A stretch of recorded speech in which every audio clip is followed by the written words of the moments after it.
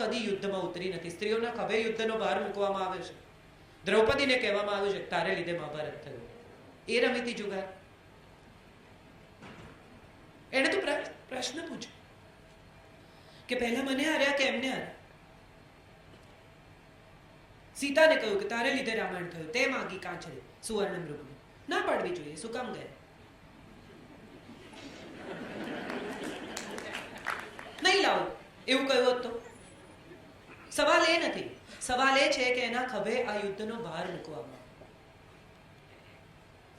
સ્ત્રીના ખભા નાજુક છે, વાત સાચી, પણ એના નાજુક ખભા ઉપર આખી સંસ્કૃતિનું વહન થાય. જનરેશન ટુ જનરેશન સ્ત્રી લઈ જાય છે.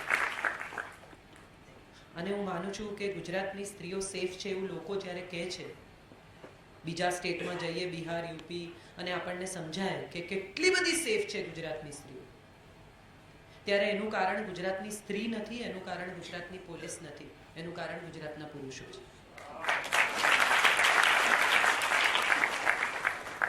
એને એવું શીખવવામાં આવે છે કે તારી બહેન, તારી માં જેટલી અગત્યની છે એટલી જ દરેક સ્ત્રી અગત્યની છે. અને આપણા ઘરોમાં આપણા સંસ્કારોમાં સિંચન થાય છે. એ સંસ્કારો હાલરડામાં માએ શીખવે છે. હું ફરી એકવાર ત્યાં જ પાછી આવું છું કે માણસે જો માણસને ગમવું હોય તો સૌથી પહેલી જરૂરિયાત એ છે કે પોતાની જાતને ગમે.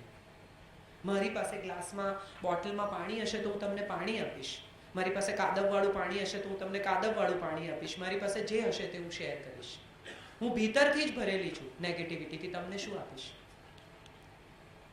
મારી અંદર જ એટલો બધો કાદવ છે કે હું જ્યારે બોલીશ, મોઢું ખોલીશ ત્યારે હું ફક્ત કાદવ જ ઓકીશ. મારી અંદર જ એટલી બધી ગરમી છે કે હું મોઢું ખોલીશ તેમાંથી આગ જ નીકળશે.